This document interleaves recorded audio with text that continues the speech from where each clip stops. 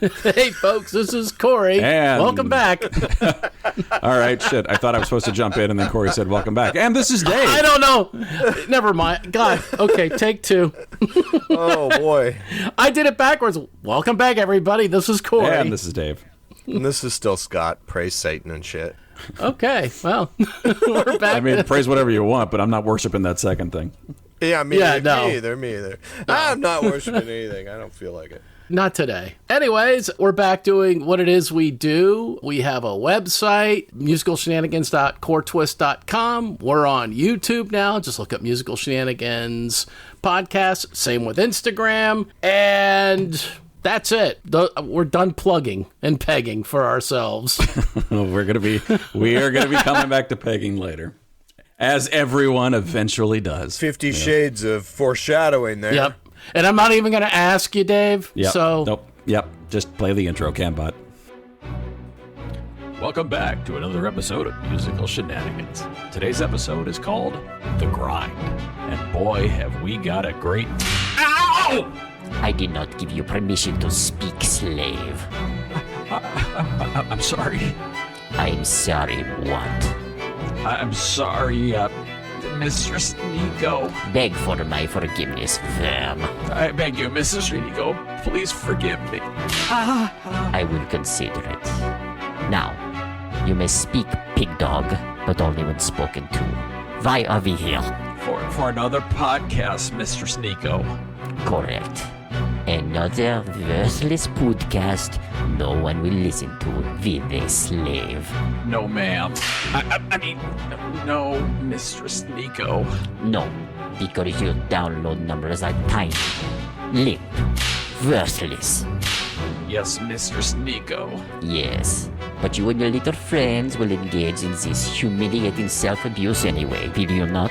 Yes, Mistress Nico. Now, tell me what happens on this little podcast of yours. We take albums from Rolling Stone's list of the 500 greatest albums ever. We put them head to head to see which one wins, and that's basically it, Mistress Nico. Ugh, scheisse. What a wretched concept. How many of these stupid albums, eh? We started with 192, Mistress Nico. Oh, now, how many survive? 60. 60? 60 what?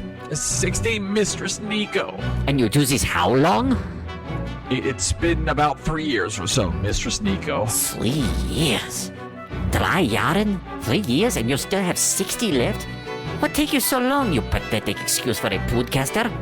Oh, I know. Maybe you are dehydrated, huh? Maybe I make you special energy drink. Maybe then you pick up the pace. No, Mistress Nico. Oh, enjoy my special beverage, you Schweiner. I make just for you. And for the rest of you, this is Musical Shenanigans. Praise Satan. Okay. And now someone say, okay, and now, Corey, let's start round one. All right, Corey. Let's just jump right into round one, shall we? Yes. That sounded so natural. Thank you. It's going to be that kind of show. It is. Everybody's 12 today. Okay. Our first matchup are two very strong and turgid albums from the 70s. Two albums that have stood the test of time without falling flaccidly to the dusty racks of LP bins. And both were the big-headed winners from our entirely sophomoric episode called John Thomas and his C.O. Jones Brass Band, a show with almost as many penile references as the amount of boner pills solicited to old white, impotent white dudes during Fox and Friends. Our first album to be discussed is the yacht rock master Asia, from the gunslingers Donald Fagen and Walter Becker, better known as Steely Dan. The album may only be 7 tracks, but hey, it's not about the size of the yacht, it's about the motion in the ocean. Measuring up to the mighty and meaty Steely Dan is Willie Nelson and his 1975 album Red-Headed Stranger. Something of a concept album of the cuckold preacher on the run from killing his wife and her lover and finding redemption. It is a simple, scaled-down album that fully showcases the strength, the girth, and the depth of Willie Nelson and his songwriting acumen. And so, we start this crossing of swords with Steely Dan And the timer starts now. Yeah, and for folks who do not recall what we were talking about, Steely Dan took their name from a novel by William S. Burroughs, and more specifically from a strap-on dildo that is referenced in that novel called Steely Dan from Yokohama, I think was what this particular person referred to as their strap-on. They cut this album. They had a few albums before. They cut this album. They actually took it back to Burroughs. Burroughs did not care for it at all. Well, the way this album came about, these guys, they had gotten sick of the grind of being out on the road. They really were a lot more impressed with what you could do in the studio than what you could, at least at the time, recreate for a live audience was a little bit more limited. And so they said, fuck it. Like, there's no real reason we have to be on the road. We can just spend all our time in the studio. And moreover, there's no reason we have to have like a standard band. What if we just like wrote the songs and we had various musicians come in as session acts and do the recording? And so basically, Walter Becker and Donald Fagen were sort of the only two pieces of what most people thought of Steely Dan at this point that were still around. And the vast majority of what you hear on this album is just guest musicians coming in. It's what the Beatles did. Yep. Well, I mean, yeah, but I mean, the Beatles at least played a hell of a lot of their own instrumentation still. I mean, it's right. Becker and Fagen at this point were playing near nothing at this point other than just vocals.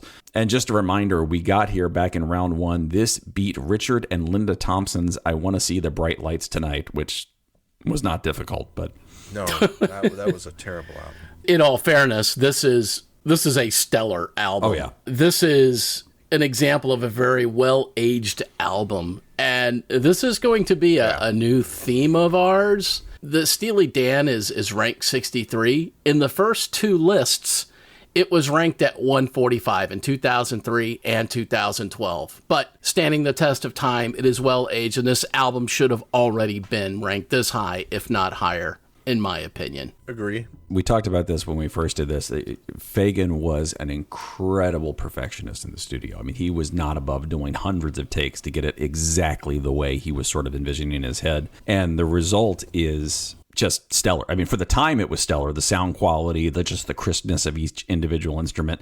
And Corey, to your point about how this thing stands the test of time, I mean, you listen to it now, and it still sounds, even by today's standards, recording's gotten so much easier, and it still sounds better than a shitload of stuff that's out there right now. It sounds almost as good, if not better. That comes down to, there was an actual producer. I always just presumed it was just Fagen and Becker, but they had a producer as well that took all of this and worked with these guys and all of these session players. And we talked about this last time. It's like you could have 5 different guitar players come in. At the end of it, they go, oh no, we want this track. So take out the others and drop that one in. And seamless. Well, and by the same token, they weren't above also bringing in a musician, having them record all day for like 10 hours, paying him for his time. And as soon as he walks out the door, they say to the producer, go ahead and delete that. We're not going to use that. We'll try it again tomorrow with somebody. Yeah. But listen, it worked. I mean, you kind of get into this like right. philosophical question of like, is it really a band if it's just a bunch of session musicians? But Of course it is. Well,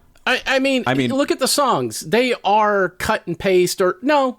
I guess not really, because they did do full takes with all of the other members. I don't know if they cut and paste. I'd have to read it again. Actual tracks, like they actually took like a guitar track from one and overlayered it on the other, or if they just said, we're going to take this take with this guitar player and this drummer. I don't know. It's reproducible live, so yeah, I feel like it's a band. It has two, Fagen and Becker toured with it and played, so yeah, sure, they're a band. Just as much as anybody else. Right. It's no different than what Phil Spector did with the Wrecking Crew. Exactly. With all of the hits he made. And it's no different than what Nashville does day in and day out. Oh, God, yeah. Very true. They're a fucking machine in Nashville. Very true. Is that write a word, get a third, or whatever the fucking rule is there? Well, whatever it is. I mean, it's the name that comes in, and it could be any players on that band, and then they pick and choose from those players to go on the road. Or they're probably two different crews altogether. There's a studio crew and a road crew. And we had a whole conversation about this several shows back. I don't remember what the episode was, so apologies if you're going to go looking for this. I can't help you right now. We had a whole conversation about like bands losing members, bringing in new members, and like at what point does the band cease to exist because you've just replaced everybody. But listen, there is one thing you can say here is there is still a clear creative force behind this, which was Becker and Fagen. Becker is no longer around, Fagen's still around. Clear creative force behind this, clear creative concept. So there is sort of like a mastermind behind it all. It wasn't just bringing in musicians and, hey, let's see what happens and if we get anything good. Yeah, that was Bitches Brew. No, that was right. Bitches Brew for real. I mean, no, they wrote all this stuff, so they had it. Here, play this, play this, play this. It was like, here's where your sight reading skills really come into play. Well, no, I think they were given the melody and they said, okay, we need you to drop a solo here. Let's see how you interpret this song. Oh, interesting. That's what it was with a lot of the players. It was, how do you interpret it? They didn't tell them what to play. This is why they went through different drummers and different guitar players, because they wanted to hear what they brought and if it fit their song or not. I can appreciate that. Which is very cool. Yeah. And that is the end of our time. Really? Already? Jesus. Wow, that was so fast. That's what she said, Billy. So now it's time to get Willie. Get Willie. Get Willie. It's like a movie. It was called Get Willie. Willie Nelson beat Here's Little Richard Right. back in the last round. To note, this album used to be ranked around 184 and 183, respectively, in 2003 and 2012. And it somehow dropped to 237. Yeah, that doesn't make sense, actually. I think it should have stayed where it was. This is very good country, I guess. I mean, not in the sense of Grand Ole Opry Nashville country, because that was a lot more elaborate. That had a lot more instrumentation. They had strings. Basically, they were doing in Nashville what Phil Spector was doing at Gold Star Studios. Yeah. Dressing up everything, putting in all these background singers, everything. And Willie wanted to get away from it. Right. Willie had a long career of basically playing the record label's game. He would come out. If you go pull out like old video of Willie like performing on Grand Ole Opry, you would not recognize the guy, because there is no long beard, there are no braids coming down. It's not just him and his guitar on a stage.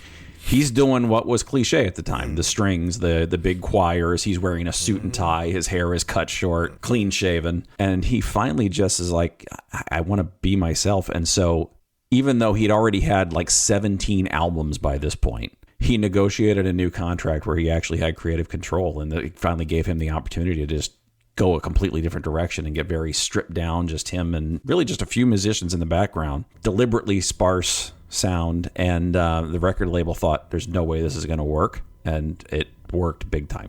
It is a sensational album. I'm not a big country fan myself, but I've come to appreciate it more in my later years. Fair. But no, I think I like a lot more of this kind of country. I like the scaled down. I like the storytelling. And that's something too. Like you alluded to this in the intro, Corey, but we haven't actually said it yet in discussion. Like this is another rock opera, but it's a country version of a rock opera, because he is actually telling a story from start to finish. There was this old song called Journey of the Red-Headed Stranger, or Tales of the Red-Headed Stranger. I remember. Tales of the Red-Headed Stranger, I think was the title. And it was about this main character who kills his wife and their lover, and that was sort of it. And Willie always loved the song, but he wanted to tell more of the story. And so he pulled together really a lot of songs that already existed, because a lot of these songs he did not write, but he pulled them very carefully and put them together in an order, and then supplemented with just a little bit of his own writing. He wrote about 5 tracks on this, and you actually get a story from start to finish. And unlike all those bombastic rock operas we talked about, you actually get a story you can follow. You don't actually need to know anything about this in advance to like understand what's going on or where they are in the story. You realize what Willie Nelson did here? Fan fiction. Kind of.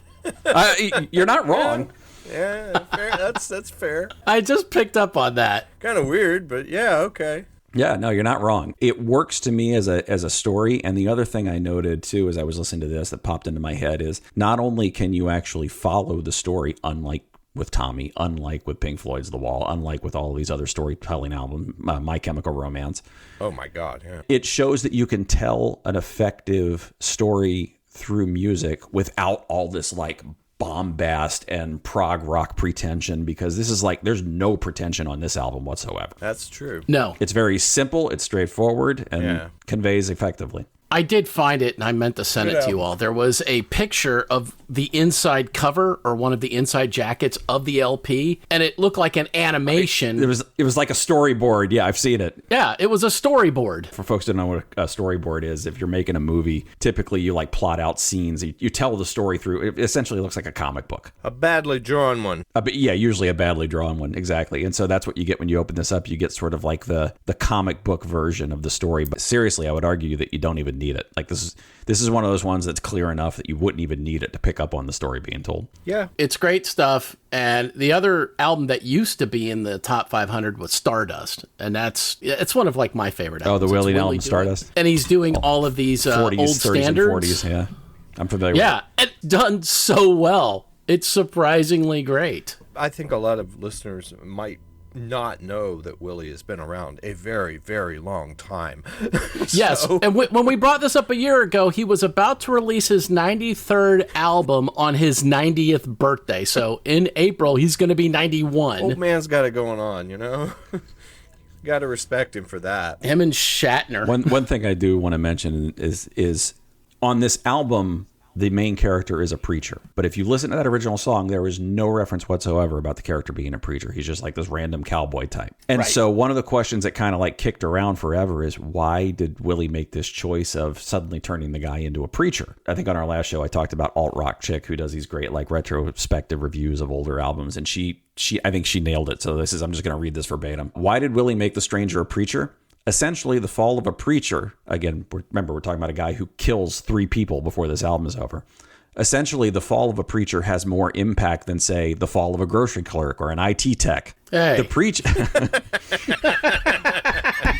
The preacher was fully aware of how far he had strayed from Scripture when he succumbed to jealousy, murdered his wife and her lover, and killed a woman for touching his dead wife's horse. That heightened awareness would have made his path to redemption a very thorny path indeed. In allowing the murderous preacher to achieve some form of redemption, Willie is expressing his firm belief that none of us are hopeless and that we all have a shot of reaching the higher self.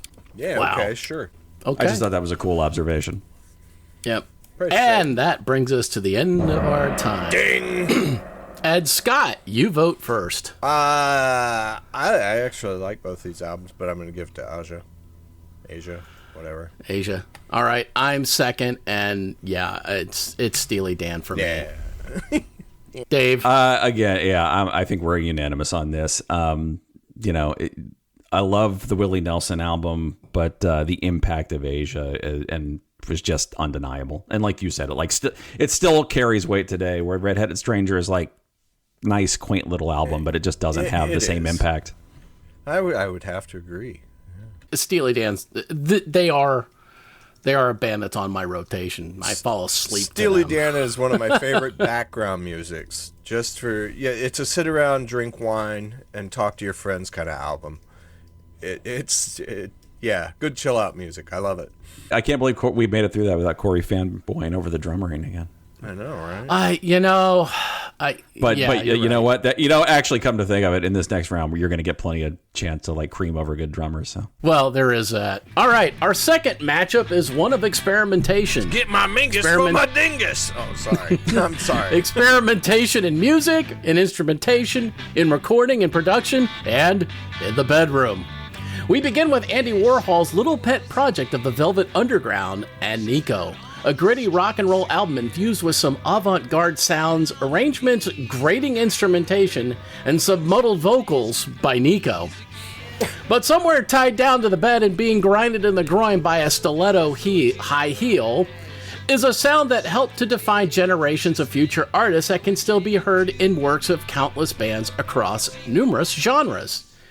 Taking on the Velvet Underground and Nico is Charles Mingus and a stellar jazz album, Mingus that encapsulates the numerous genres of jazz that influenced Mingus preceding this album in 1959. This would include blues, gospels, and bebop, all blended with classical music into one cohesive sound. Mingus was held in high esteem by some of his contemporaries such as Miles Davis, John Coltrane, Thelonious Monk, and Duke Ellington, and his songs had even been covered by the likes of Joni Mitchell, Jeff Beck, Elvis Costello, and Andy Summers. We discussed both of these albums on a previous show called Life, the Universe, and Everything, and now let's start the whipping, the beating, and the humiliation with the Velvet Underground and Nico. And the timer starts now. And just so that it starts now, but we need to talk about that line. The line you wrote where it says, but somewhere tied down to the bed and being grinded in the groin by a stiletto high heel. That line, grinded in the groin? Yeah. Being grinded in the groin. With a heel. How can one be grinded? Ground, perhaps. Ground down? I don't know. I don't think they're, trying to make ginger spice from the root. I don't know. Suddenly Sky's like Strunken White on S&M. I don't know. I'm just trying to figure out the tenses. I mean, if you're more familiar with this act and you want to correct me, go right ahead. No. I'm guessing. I don't know what a stiletto high heel to the groin is like, nor do I want to know. I'm unfamiliar with that myself. Okay. However, I was just concerned that maybe the word grinded wasn't the proper word. Is the timer still running? Are we like... No, it's not. I paused it. Okay, are we wasting our 5 minutes on this? Sorry. Scott will shut up now. Go ahead. Did I need to say the length of the stiletto high heel? Did I need to say it was like 5 inches, 6 inches? Would that have made a difference? The wrong thing altogether. So it should have been, it was ground. One word, grinded. I just don't think grinded's the correct word. But when you use grinded, it's got the hard consonant. It hits home. Grinded that crotch. I don't know. Can we talk about the fucking album? Sure, man. I was gonna say let's get over to that. Stop yapping about that already. Go ahead. Okay, and the timer starts now. All right, Velvet Underground and Nico. So these guys got together in the mid-'60s. They were really trying to do something that was completely different by taking folk music and avant-garde like noise. We also said last time, you have to remind yourself, this was the late 60s. So they were doing all this experimentation. They caught the ear of Andy Warhol, who became a big fan. Andy basically makes them like the house band at the Factory, which is kind of his like studio and party scene in New York at the time, and then produces an album, pairs them up with this German singer named Nico. This is it, and self-titled, The Velvet Underground and Nico. In round one, this album beat out Pretty Hate Machine by 9 Inch Nails. I have a really hard time believing that, but okay. That it beat Pretty Hate Machine? Yeah. Pretty Hate Machine was the weaker of the 9 Inch Nails albums. Listen, we can't go back and relitigate. Man. We're not going to relitigate that at this point, but... All votes are final. Yeah, I know. I said some stupid shit, apparently. Well, this album is difficult to listen to. It is. At points. It is not produced well. That was a definite drawback. We talked about this the last time. It is really not produced well. I mean, for somebody that had like Andy Warhol's backing behind it, this thing sounds awful from a recording standpoint. Their producer was high. No, I think they wanted that lo-fi sound. I mean, they wanted it to sound as gritty as the lyrics. Yeah, but this is more than just lo-fi. I mean, we've talked about lo-fi, but this is like... I'm with Scott. I don't think they knew what the fuck they were doing. You got vocals that like drop down to basically being inaudible at points, and yes, and there's feedback all over the place that I do not think was intentional in some of the spots. There's clipping all over the place. There's only so much art. How the hell? I'm sorry, but how the hell was this number 13 in the original list? Because this is the face that launched 1,000 ships. Honestly, this album it was a bomb. I mean, when it came out, it only sold 30,000 copies. But then I think it was I had it in here. I think it was Brian Eno that said it only sold 30,000 copies, but every single person who bought one went out and formed a band afterwards. And so the influence was really broad. Yeah, okay, it doesn't make it good. Like I said, there are other artists out there like Bowie that could find the diamond in the rough. Yeah. There are numerous covers that are far better than the originals on this album. I think what it was is people could just kind of listen through the avant-garde noise that John Cale was making and go, wait, there's something there. There's something good there. I need to extract it. And everybody took different things from this album. And like Dave said, yeah, it launched 1,000 ships. It launched tons of careers. And basically, like these are one of these acts that like their standard was, if it's been done before, we ain't doing it. So they like had a rule that said no blues riffs. Like most guitar players get up and like lean heavily into blues melodies and riffs. They completely wiped that out. They were using like weird tunings. Lou Reed had this guitar tuning he called the ostrich tuning, where he would tune all 6 strings to the exact same note. There's one point on here where he's playing a solo. He's like strumming. It's on Run, Run, Run. He's like picking away at the high E string. And while he's doing it, he detunes it down to B while he's still playing the string, and then tunes it back up again. On Tomorrow Never Knows, different album. On all Tomorrow's Parties, John Cale at one point is playing a piano that's got paper clips stuck into the strings because they wanted it to sound like jangly and weird. I agree, a lot of it doesn't work. Some of it works pretty well though, like Venus and Furs.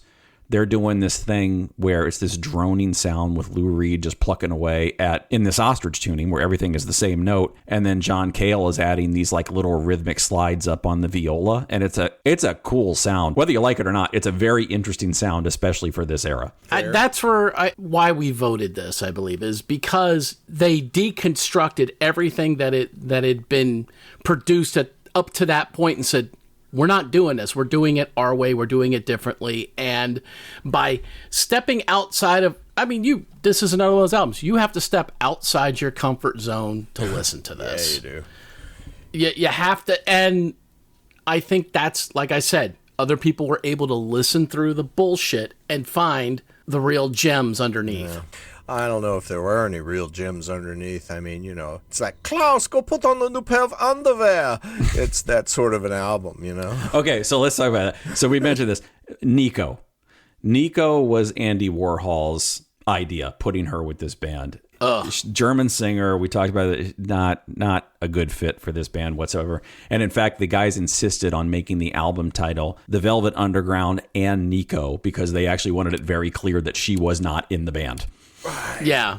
And they fired her shortly after this. So, like, Andy Warhol loved Nico, but he's pretty much the only one who did because everybody else couldn't stand her. And it shows. That's the end of our time. Oh, goodness. And now, Mr. Mingus. With his dingus. Charlie Mingus, who wanted to be a classical cellist originally, but at the time he was growing up, believed probably correctly that it was not going to be easy for a black person to make a living in classical music. So instead, he transitioned to double bass and started composing and recording jazz music. He is one of the things he is most known for is his temper. He was not afraid. I don't know if folks have ever seen like the movie Whiplash that came out in 2014 with this jazz ensemble is led by J.K. Simmons, and he is just completely abusive of his students. And at one point, like flings a cymbal at a kid's head. Whoa. Yeah. Mingus was kind of that mold. Like he was not afraid to yell at people, fellow musicians in front of the audience and force them to leave the stage. There was a club that he was playing a residency in Greenwich Village in New York, and they told him, thanks, but we're going to cut this short and you're free to go. And he got so pissed, he reached into the piano with his bare hands and ripped the strings out. Oh my God. Yeah. He had a huge fucking temper. And part of it was also because he was a perfectionist. And so like... And he needed... Yeah, go ahead. Go ahead, Scott. No, I had nothing good to say. He was very, very much into this. And wow. Interestingly, I was curious, like the title of this album, Mingus I never got, I'm like, how the hell did they come up with that? So I did some digging, and there's no clear answer, but there's a lot of speculation that because he was classically trained, he knew quite a bit of Latin. And it's possible that he knew that his name Mingus sounded like Magnus, which is Latin for great. When you do declension of an adjective in Latin, there's all these different endings you have to use. And after you say Magnus, the next two declension endings are a and so Mingus would be the Latin declension of the word of Mangus if it was Mangus. It's also possible that he may have known that there's a verb in Latin called mingere, which is to urinate. Okay. So, which if you decline as Mingus basically equivalates to something like pissy. So like back to his temper, it might have something to do with that too. Wow. Brother had anger issues. He had anger issues. Oh, and I don't think we said it, but in round one, this beat out A Night at the Opera by Queen. I'm curious, where was this? Was this on any of the original lists? This... I don't think so. No, it wasn't. It did not exist in earlier lists. Interesting. Did not. So I felt like they needed to bring in jazz, and someone put this. This is a good primer for people that don't know jazz. I would agree.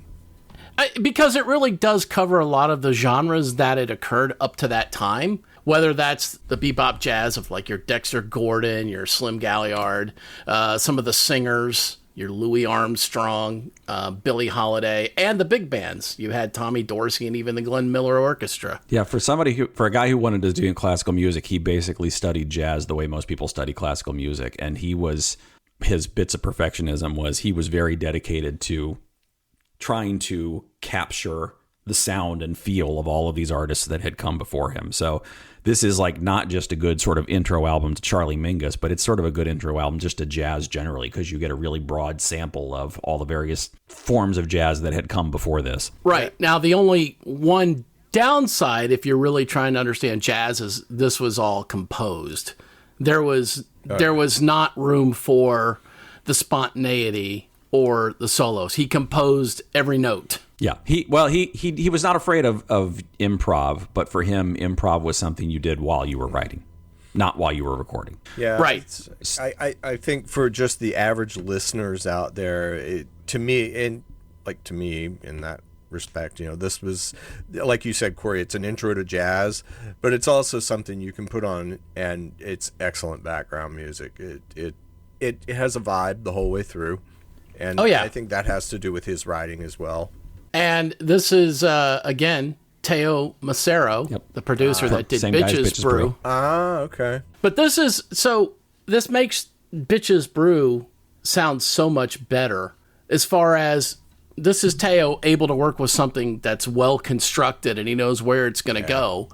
And what I mean is it gives me a lot more appreciation for him. As Dave said before, it really should be Teo Macero's name on that album, not Miles Davis, for what he was able to accomplish with the tons of musicians. And because Mingus did have this passion for sort of recapturing jazz through the ages, you could sit down and listen to this album and get a full sort of sampling of everything that happened up to that point, and then go listen to Bitches Brew and pick up almost right where you left off and hear where jazz then went after that. Yes. All right, and that's the end of our time. And Dave, you vote first. I really struggle with this one because Mingus, musically, it is top notch. It did not have a ton of influence. And then on the other side of the equation, you have Velvet Underground, which musically is a hard listen, but as we talked about, it had a lot of influence and really launched a lot of. If I'm kind of ranking greatest albums of all time, to me, that broad influence and that broad impact in this case means more. I mean, Mingus was sort of capturing what was out there already. Velvet Underground was very devoted to this idea of we're going to do something totally new. And whether you like it or not, they managed to accomplish that. So I think I'm going to go with Velvet Underground. Oh, Scott? Wow, what a twat thing to do.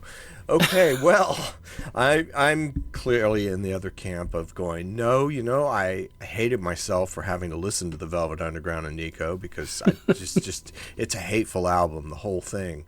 And Mingus for listening to you is a great album. So it was nice to listen to. It was like, oh, okay, I can suffer through this willingly, and I'll probably do it again.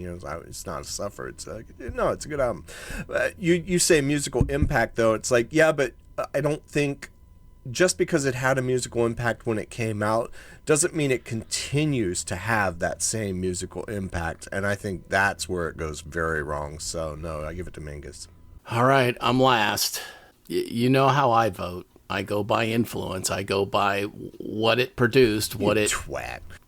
Yep, I go by where it stands in the tree of music. Jesus. And all of the artists that pulled from this. Yep, I'm giving it to the Velvet Underground. Fuck you. No. But not the Nico. No, fuck her. Fuck Nico. No, don't fuck Nico. Ooh, nasty. Anyway. Yeah, in fact, so this makes it clearly we have Mingus is now eliminated. So I will say, like, when I was listening to Charles Mingus and I was trying to think of like positive things that it did for me, one of the things I wrote down in the notes was one of the positive aspects of the Mingus album is that Nico does not perform on it.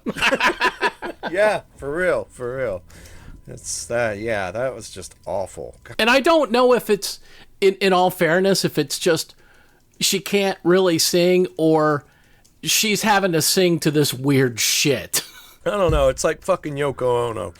I don't think I've ever heard a track of hers that I liked. Not even a little. Because her voice is just so fucking irritating.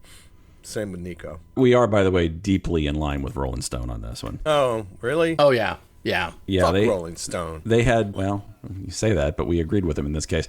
So the Velvet Underground was ranked 23 on their most recent list. Well, actually, I guess not. Maybe I don't know if it stayed there when they made those updates. But when we originally looked at the list, it was 23, and the Mingus album was all the way down at 380. So it was not even close for Rolling Stone. All right, so we have this pre-recorded quiz. Yeah. So let me set this up. So we just talked about Velvet Underground and Nico, and we talked about also I don't think we actually covered this time, but when we talked about it the first time, we mentioned that they covered like some harsh themes that nobody was talking about in music. So they talked about the drug scene in New York, they talked about crime, and they have one song about S&M, sadomasochism. That song is called Venus in Furs. Venus in Furs, this is another one where I was trying to figure out where they got the title from. And it turns out it comes from an 1870 novella by the same name, written by a guy named Leopold von Sacher-Masoch. So Masoch, by the way, it's his name where we get the term masochism. It's this novella about a guy named Severin who has this sort of fantasy of being enslaved and dominated by a woman.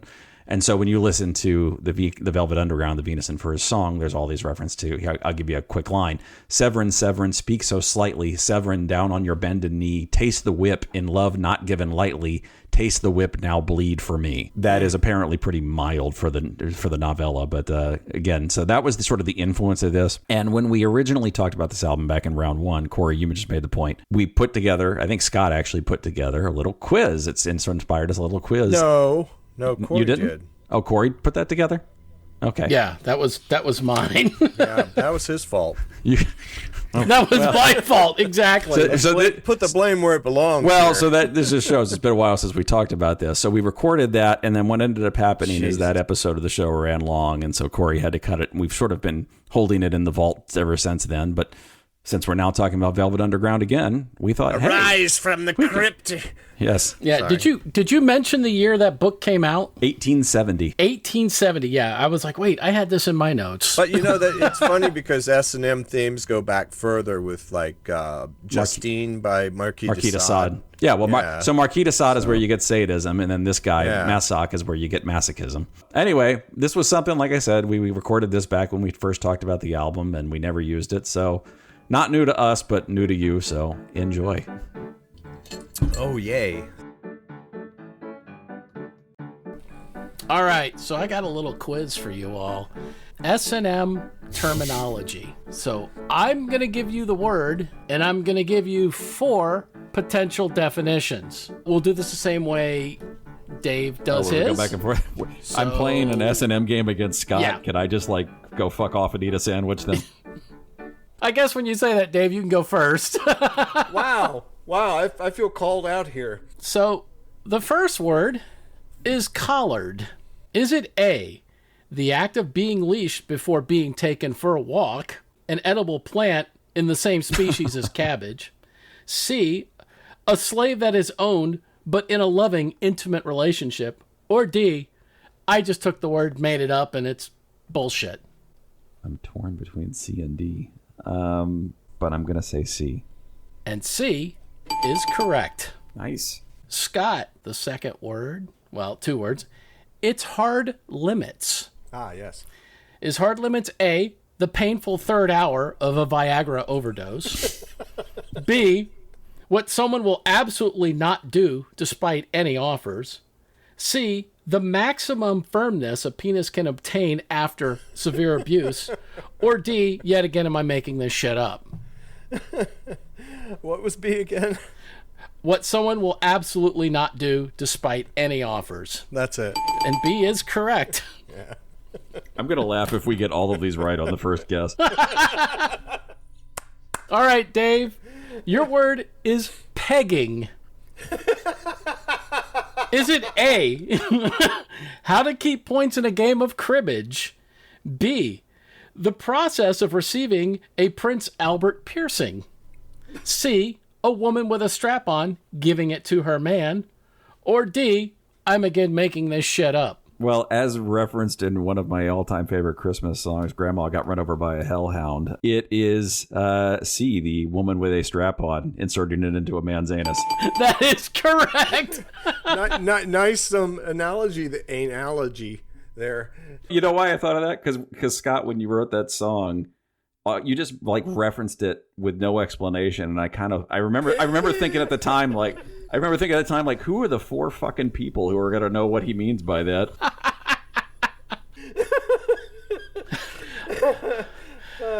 Scott, number 4, scat play. Is it A, performing tongue twisters while receiving a titty twister or a purple nurple? B, playing with poop? C, a submissive having their nose pushed into their own poop inside a diaper that they were wearing? Or D, am I again making this shit up? Oh, word that you were. No, it is playing with poop. It is B. Yeah. You are correct. Although I would have also accepted C. C is arguably correct. I mean, yes, I would have accepted C as well. It would have worked too. Dave, number 5, raphanidosis or raphanidosis. Is it A, the insertion of a radish into the ass? Is it B, a play on words for Rhapsody in Blue, a condition when a submissive is promised sexual release and is withheld for a very, very long time? C, a severe rash caused by excessive lashing? Or D, again, I'm making this shit up. I think you just read 5 answers with 4 letters, though, didn't you? No. I was long on one. Oh, so A. Yep. So A was the radish in the ass. Yep. B, a play on words for Rhapsody in Blue, which is a condition when a submissive is promised sexual release and is withheld for a very long time. C, a severe rash caused by excessive lashing. Or D, this is bullshit. I don't think it's something you made up because you had trouble pronouncing it. So if you made up your own word, you wouldn't have had trouble pronouncing it. Well. one can hope, but it is Corey we're talking about, so... He's not wrong. I genuinely don't know, but I'm going to go with the Rhapsody in Blue answer. And that is incorrect. Scott, you can steal. Gosh. I'm going to say about the submissive. No, that's the same. That's the same answer. What? Well, no, wait. No, the It's a play on words for Rhapsody in Blue, where it's a condition. No, that. Oh, the severe rash? Wait, you mean... What? That's the thing. Answer B was so, what I picked was answer so long B, that it sounded like 2 different things. Is a long one. Okay, yes. okay. Well, then that's why I got severe rash. Well, no, that is the same. And you are both wrong. Yeah. Okay. Oh, you made that up, didn't you? No, it's the insertion of a radish into someone's ass. Well, I've not done much vegetable play. I gotta admit. All right, so have you guys met my girlfriend Kim Chi? Ooh. Yeah. She's Asian. Oh, that's how they do it in Japan, Billy. All right. I had to work that in there. All right, Scott. Your word is vanilla. Is it A, the act of inserting a scoop of ice cream into an orifice and the submissive must consume it all? B, Radish a person not into the whole S&M scene? C, the act of taking an eyedropper of vanilla into a penis to enhance ejaculation? Or D, I'm making this shit up. As much as I like the wrong answers, I'm gonna go. It's just a vanilla person. It's not into S&M. Yes, you are correct. Yeah. What's more disturbing, the wrong answers or the right answer? The wrong ones are quite good. All right, Dave. Yep. Pony boy or pony girl? Yeah. Is it A, reference to The Outsiders, where the submissive is given paper cuts and told, stay gold, pony boy, as in keep quiet and enjoy? B, the submissive boy or girl, in a modified pin the tail on the donkey, is bent over, and the game contestant is blindfolded and given a butt plug, and well, you know the game. C, a submissive in a pony outfit with a mouth bit and anal plug is a tail and made to prance around like a pony? Or D, again, I'm making this shit up. I'm a little disturbed by how confident I am in this answer, but I'm pretty sure it's item C. And C is correct. Well, if you've read any Anne Rice. Yeah, and Rampling. Yep. All right, Scott, mummification. A submissive kept in a sealed or locked container. B, full body bondage rendering them immobile. C, when a lactating dominatrix makes her submissive breastfeed. Or D, I'm making this shit up. I'll say B. And B is correct. Number 9, gunplay. A practice involving actual or simulated firearms. B, a male dom unloading his weapon on a submissive in a firing motion. C, a technique of hand play with a woman where the index finger is inserted and the thumb is banging either the clitoris or the perineum. Or D, I'm making this shit up. I think you're making this shit up. That would be wrong. Scott? I'm going to say the first one. And you're right. Told you, I'm going to lunch. There's so many sick fucks out there. Yep. All right, Scott, the final one. Okay. The DM, Dungeon Monitor. Is it A, the appointed person to script out every act and performance between a dom and a sub? B, the appointed person who supervises and enforces the rules? C, the appointed person to record, document, and often transcribe an encounter or encounters? Or D, again, I'm making this shit up. I'll say B. And that is correct. Scott is the winner. Of course, I told you. Yeah? Sorry. Hey, I got an extra credit one for you guys. Oh, shit. Well, the DM one, I was just imagining somebody like rolling for a humiliation score or something. Without referring straight to the Google, do you know what a sounding is? Yes, I do. I've never done it, and I hope to never do it, but I know what it is. I that is where I'll never go. That's one of my hard limits. No, then you're not putting anything in there. Does this work like sonar to see the depth of your colon? No. This involves your penis and sliding a piece of metal down it. Oh, Or just inserting just inserting anything in there. Yeah. It's very disturbing. Yeah, Fun I mean, stuff. I did mention the eyedropper full of vanilla, but yeah, that was creative. Yeah, I like. Yeah, but that's a liquid. Scott's talking solids. Yeah. Scary shit. All right. Well, that concludes our little quiz because I couldn't go more than 10. I was already needing a Silkwood shower after, even after my own answers. Yeah, I'm gonna go try to Man in Black this out of my memory right now. A black man? Yeah. He's gonna go black and never come back, baby. The things we learn, kids. Isn't that right, Billy? We all learned it in Japan.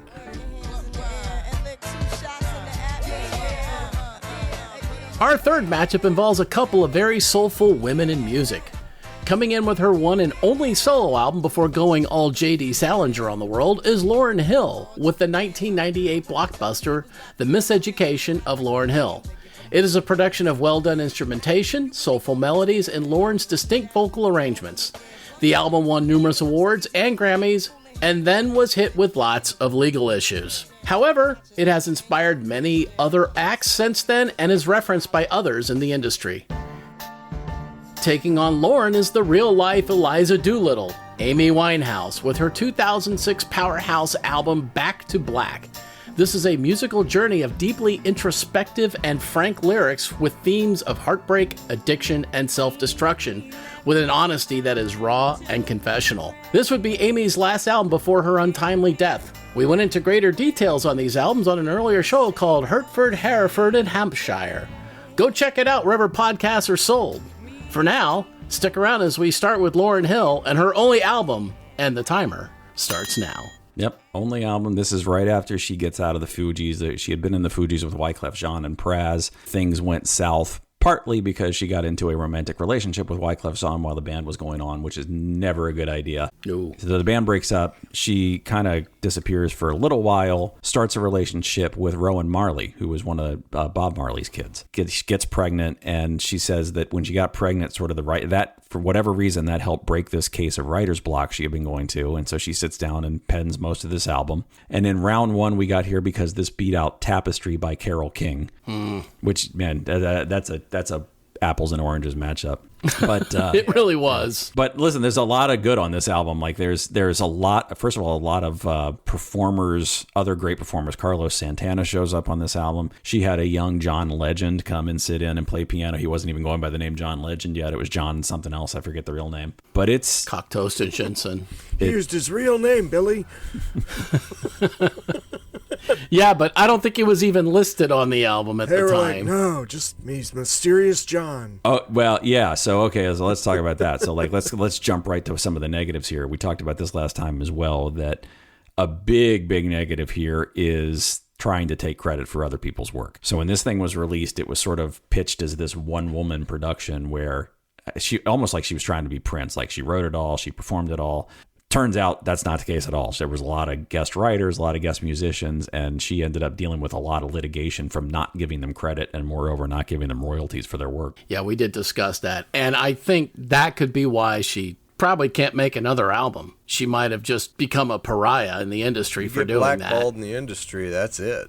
I don't know how much of it was written by other people. Frankly, she just may not have the creative juice to go out and do another album either. It's also that. A lot of people don't have more than an album. One thing, I went back and listened to the Fugees, The Score, which is also in the top 500. And which she references, yes, this album actually, there's actually a line here where she references her spending her royalties from The Score. Fugees is cool. I went back and listened to that album, and the only difference between it and this one is there's two less singers. It sounds very similar. She spent all that time with Gene Wycliffe that, yeah, she's gonna pick up and be inspired by what he was doing and writing, and they were all writing together. So it's a lot like you hear a lot of singers for bands, then they go off and have their own solo career, and it's like, oh God, why does the singer have to do that? It's so irritating because it always sounds like a rehashed version of them.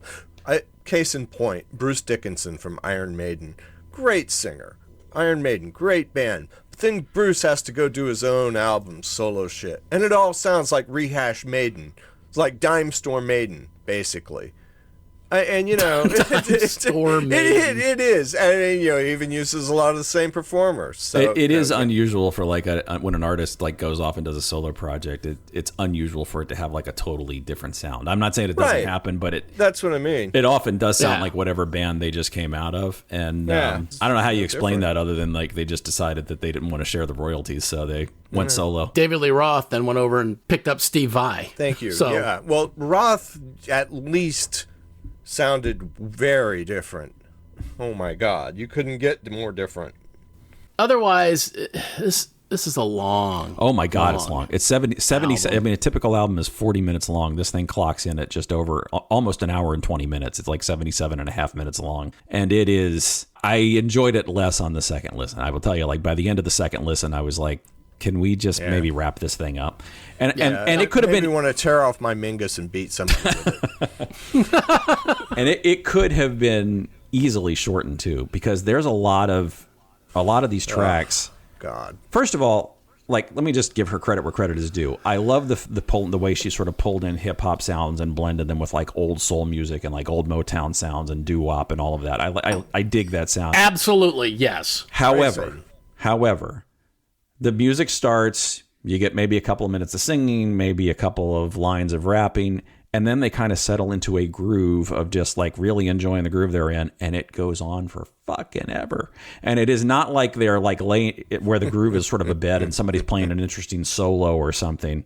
It's just that groove over and over and over again. And I think if they cut out those bits, you could have easily gotten this thing down to an hour just by making those cuts alone. So it's a little self-indulgent. Oh, yeah. She could have had 2 albums, but all right, one last thing. In 2003, this album was at 312. In 2012 list, it dropped to 314. And then in 2020, this album skyrocketed to number 10. Yeah. I cannot justify that. That's weird. No. We've said since the beginning, it seems like Rolling Stone needed to overcompensate for a lot of artists they've left out or overlooked, but that's too much. I don't feel it is a top 10 album. I don't feel like it's influential. One possible explanation for that, too, is we've done this podcast. It's been the 3 of us over and over again, whereas Rolling Stone is a company and they're constantly changing employees. And so the other part of it is just it could be the people that did the most recent list is a different set of people than did the first list. I'm sure it is. And they're wrong. All right, that brings us to the end of our time. Thank goodness. And now, Amy. Amy Winehouse. Yeah. Amy Winehouse. All right, I'm actually going to go there first. So, like, when we talked about this, Scott made this really excellent point that she reminded him of Eliza Doolittle, from Pygmalion or My Fair Lady, depending on where you get your your interpretation. Whether you like the musical version or not is basically The rain in Spain stays mainly in the plain. The rain in Spain stays mainly in the plain. Didn't I say that? No, Eliza, you didn't say that. You didn't even say that. In Hertford, Hereford and Hampshire, hurricanes hardly ever happen. Oh, no.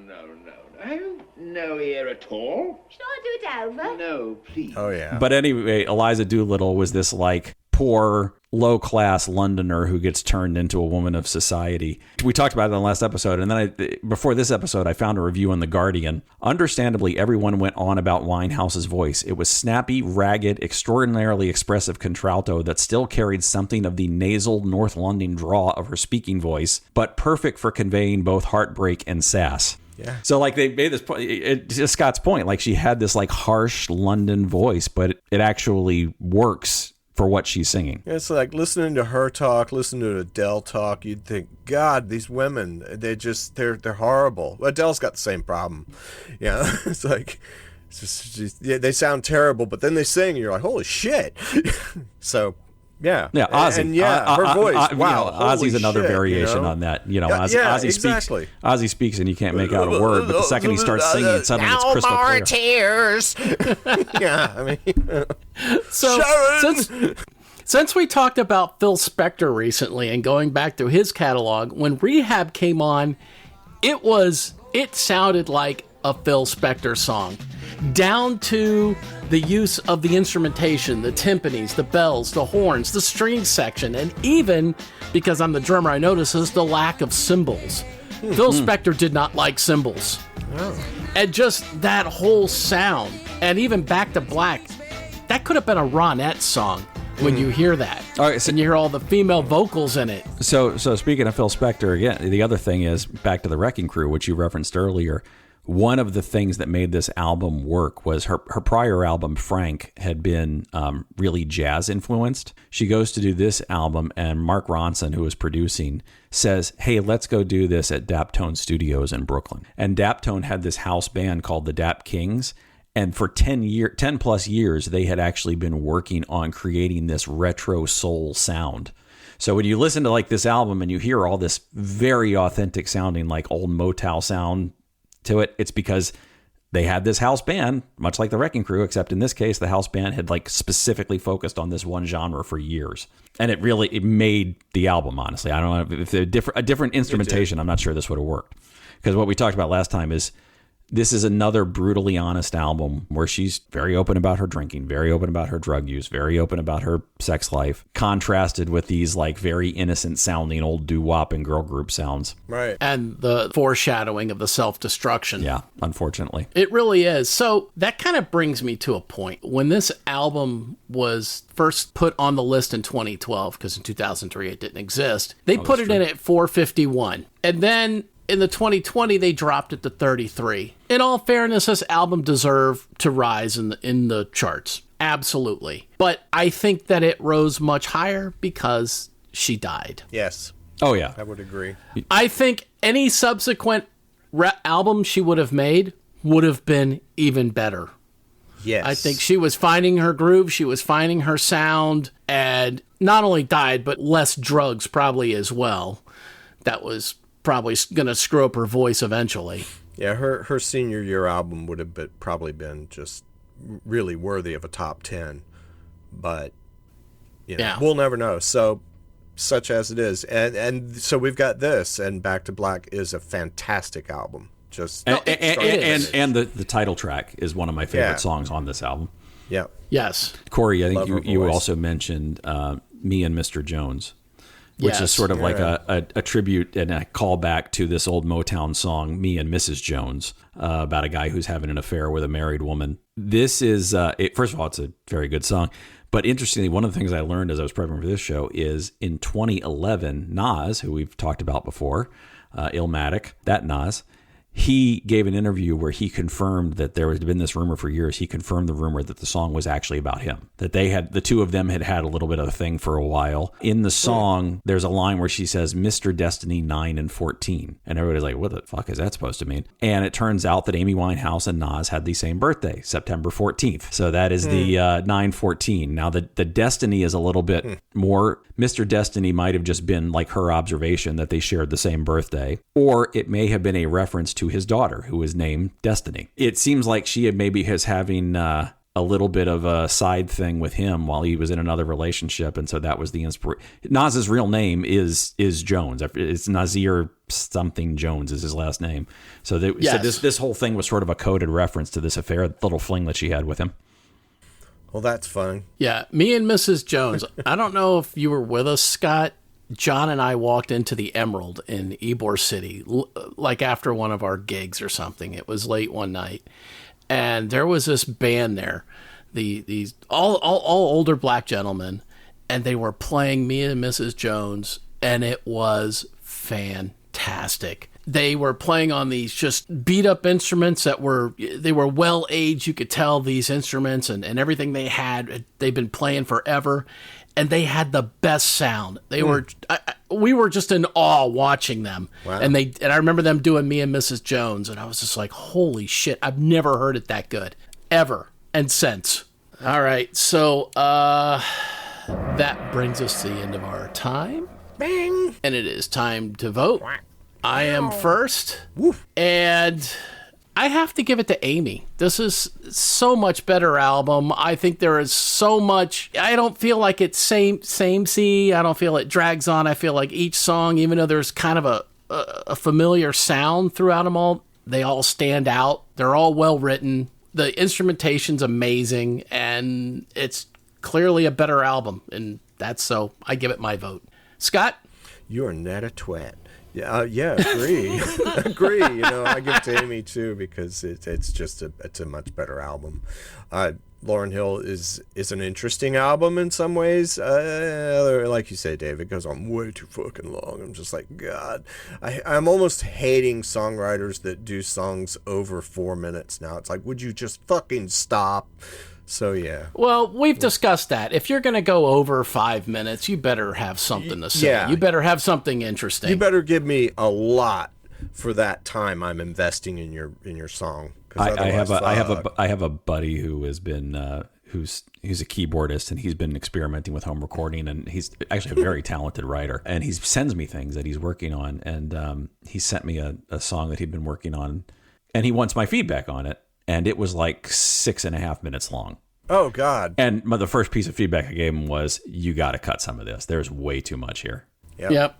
All right, Dave, what's your vote? Editing myself that way. What's my vote? So here, I did struggle with this one a little bit too, and here's why. Because we didn't mention this while we were talking about it just now, but Lauryn Hill, one of the things that album was kind of recognized for was she brought in all those old doo-wop and soul sounds, but then she matched them up with these very honest lyrics about bad relationships and sex and everything else, her religion.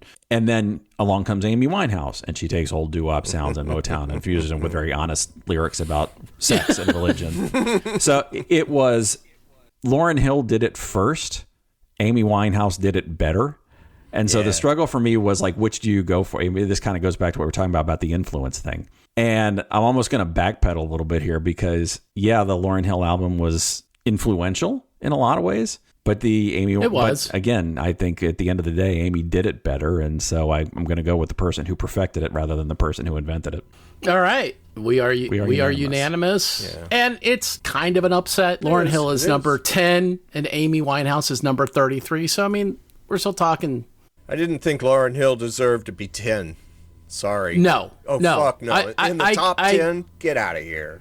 I can't justify it going from 300 to 10. No. No one should be subjected to that. All right, we ready for round 4? Again? Again?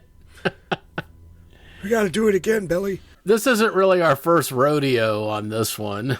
Scott's cat broke it. Sorry. So yeah, Scott's cat walked across the keyboard. We basically recorded the entire show and then found out that round 4 was missing, at least on Scott's end, thanks to the cat. So here we are again doing round 4 as if nothing ever happened. I'm going to be curious to see. I'm actually curious to see if we vote the same way this time. You know what? I have a feeling this could change. I mean, I've had a couple of days to really think about this decision.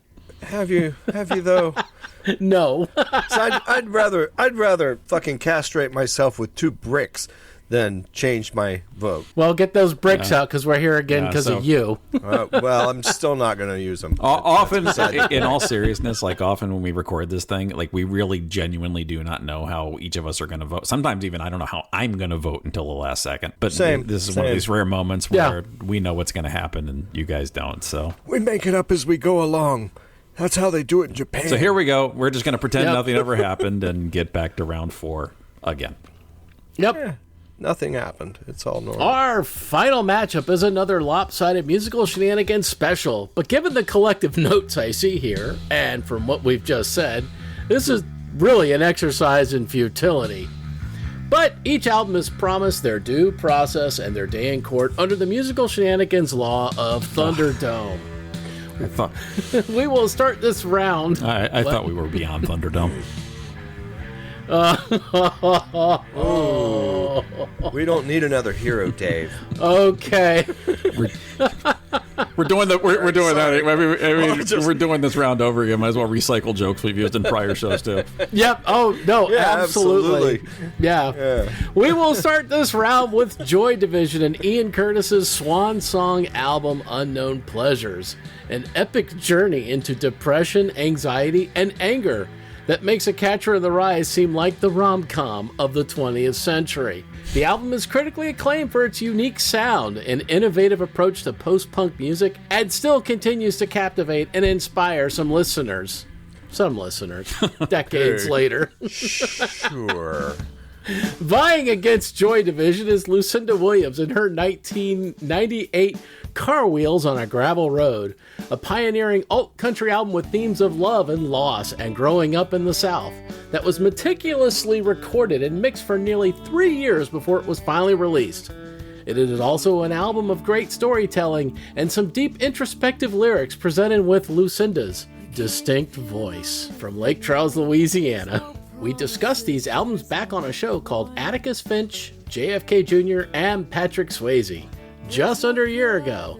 And now, we start with the darkness of Ian Curtis. And the timer starts Ian now. Curtis was dark indeed. Ian Curtis suffered from a severe case of epilepsy. Ian Curtis suffered from a pretty severe case of depression.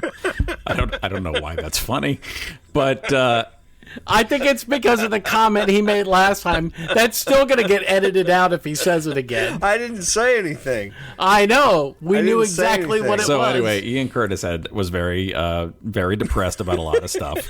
And Ian Curtis, in fact, I can't say this while he's fucking giggling. Ian Curtis actually killed himself just before the album was released. Jesus Christ.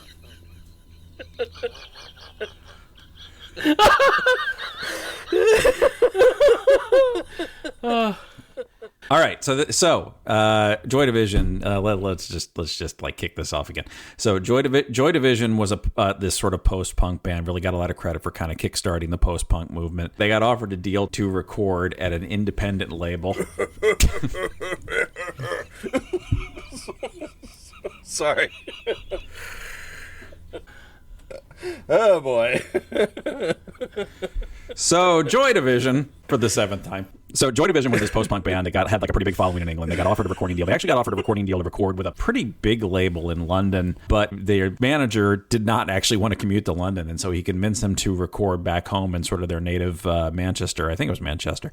Manchester. Manchester and on an independent label. And basically, since the independent label had lower overhead, because we didn't have this cost of running a big company, they were able to offer them better split on the deal. So like once the album came out, Joy Division would get 50% instead of a much lower percentage that they were offered from this other label. So they recorded the album. Martin Hannett comes in to do production. Martin Hannett had this reputation for being a perfectionist, and he was one of these guys that was really big on experimentation and like coming up with a lot of interesting, unique sounds and layering on. They get the album done. They got the album done pretty quick, actually. I think it only took like a couple of weeks from start to finish. And when the guys in the band hear the final mix, they fucking hated it because Hannett had just added all of this stuff. And their reaction was, you're just kind of like killing our sound. But then the album comes out. It actually does really well. And, you know, the guys in the band would later come back out and say, we gave them a lot of shit, but honestly, we have to sort of acknowledge that Martin Hannett kind of created the Joy Division sound. And that's the power of a producer. Yes.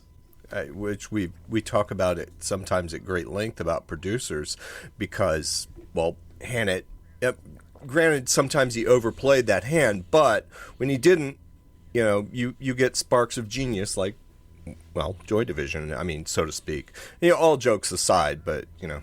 Ian Curtis did commit suicide actually just before the album was released. He never even saw this thing get released. Wow. And so this is the only Joy Division awful, album that he appears on. And it's not, we've talked about it, it's musically, they weren't awful. Ian Curtis was not great. Yeah. He was basically, first of all the lyrics were like really dark and depressed. He was not a phenomenal singer. He was pitchy. He was all over the place. He kind of came off as he was doing this bad Jim Morrison impression, honestly. Yeah. Yeah. And he was not, what happened with him and the shit that he went through was tragic, but to be honest, the band was not worse off without him when it was all said and done. So mentioning how this album fared on previous lists, it didn't show up until this list. Oh, really? They have another album called Closer that was on the first two lists and is now on this one. And actually that one, really no better than this. This is when Bernard kind of took over and Ian Curtis is on one of the tracks. I think it was probably one left over from this session. And so Closer for 2003 and 2012 was at 157. And then when it hits 2020, it drops to 309. And then they decide they needed a second Joy Division album because one annoying fucking album wasn't enough. Right.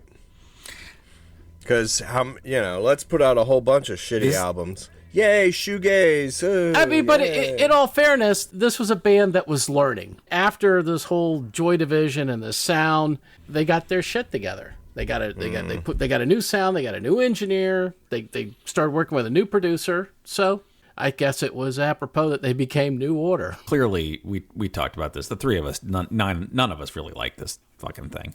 And yet, as I said, It did very well. Do you think this thing moves as many copies if Ian Curtis doesn't kill himself?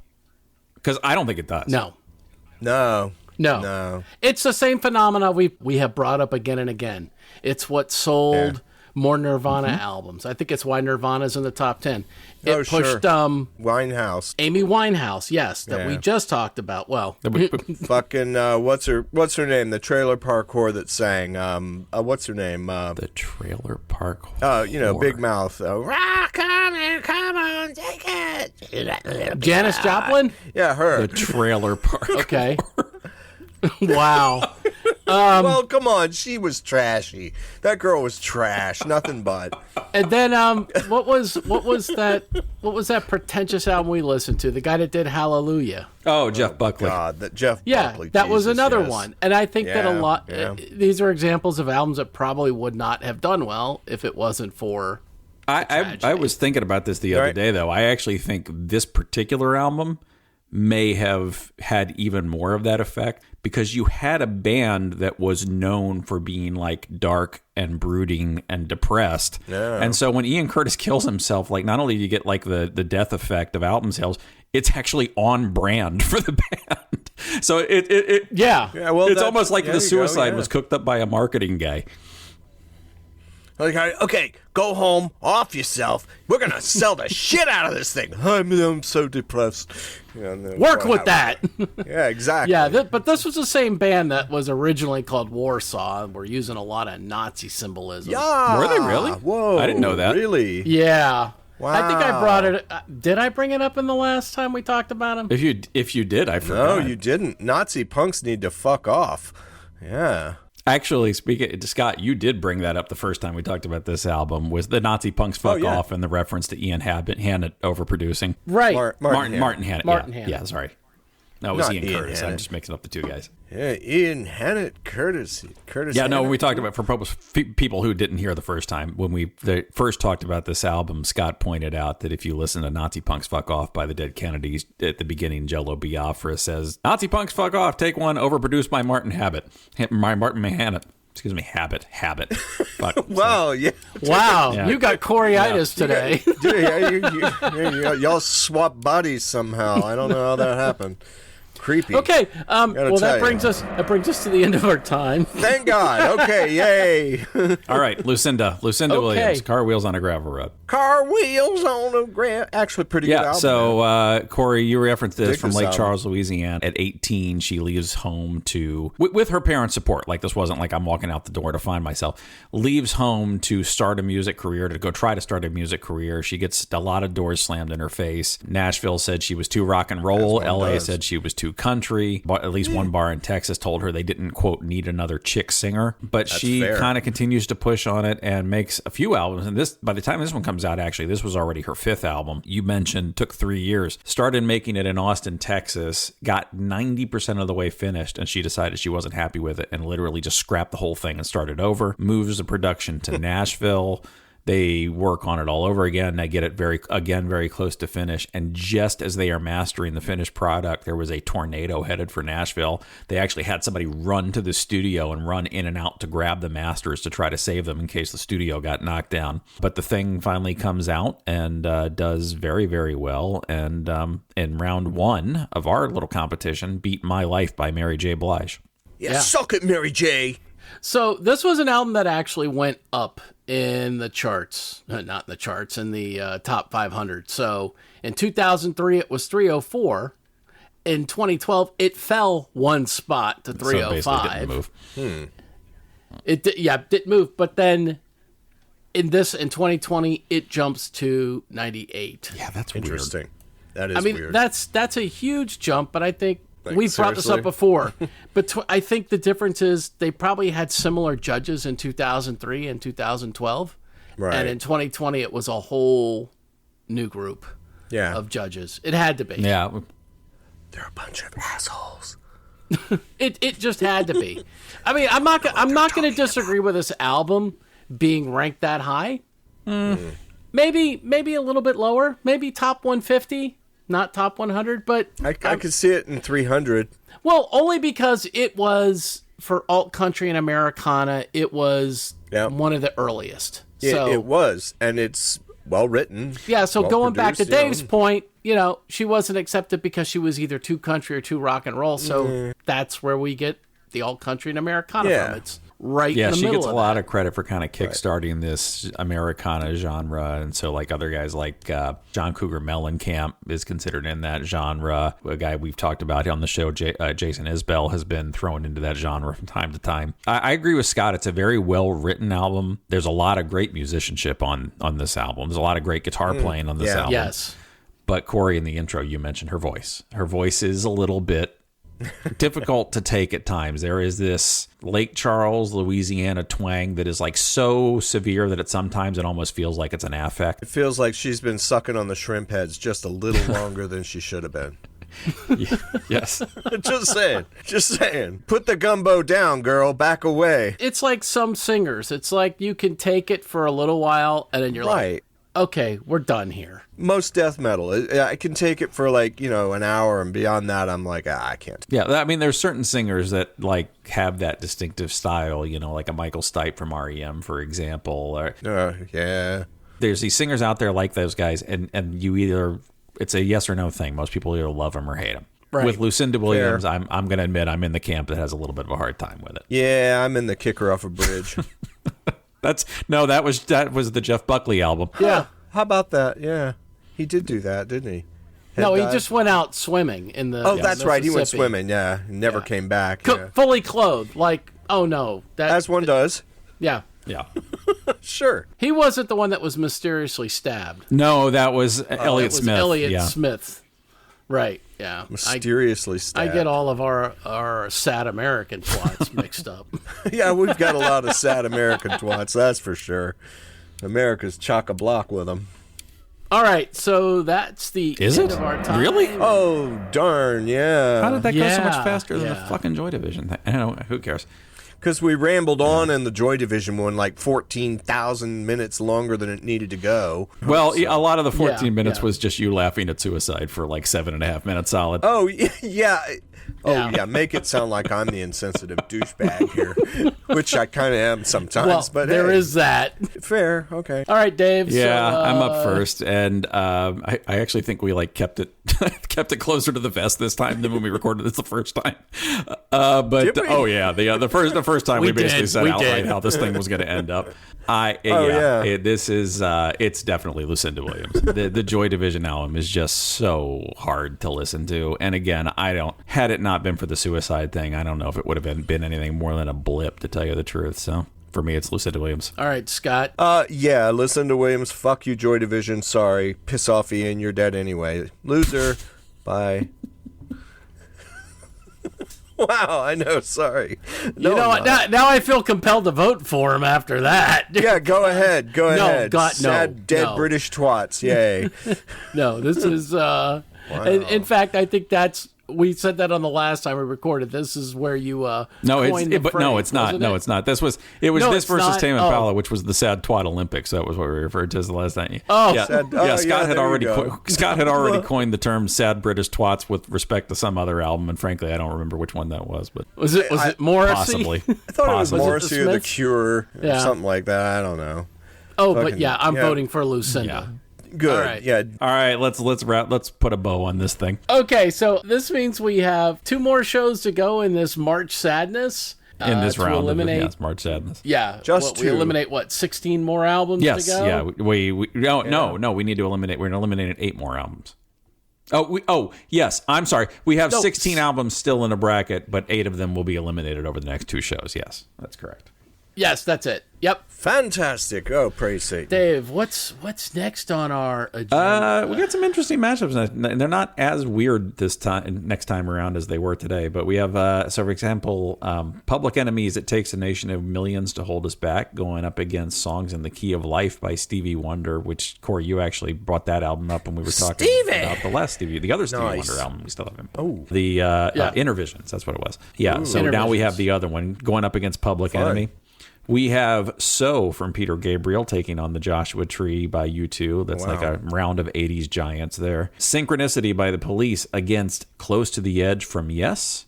And punk classic Black Flag's "Damaged" taking on the self-titled debut album of The Cars. Fucking Rollins will beat the shit out of Rick Ocasek. Even if he has to dig up his corpse to do it. It's Henry, you know. Henry used to get in fights with the crowd. Come on. He's pretty chill these days, though. I'm not saying. I mean, Henry Rollins could beat the shit out of, like, most people. That's going to be, that punk versus new wave thing is going to be an interesting dynamic. Well, likely next show will drop in May, because... Or we'll catch you in a few days and we record this again if Scott's cat walks over the keyboard again. I'm really sorry about the several times that my recording stopped. Yeah. So you'll have fun trying to line this up, and I apologize in advance. All right. Well, thank you all. We'll Long live the labia. Or something. I don't know. That's an image. You can't there say we go. labia. You know what? I pushed the button, Frank. Labia, lesbian labias, lovingly Push the lecturing. Push low-life, the button. lumbar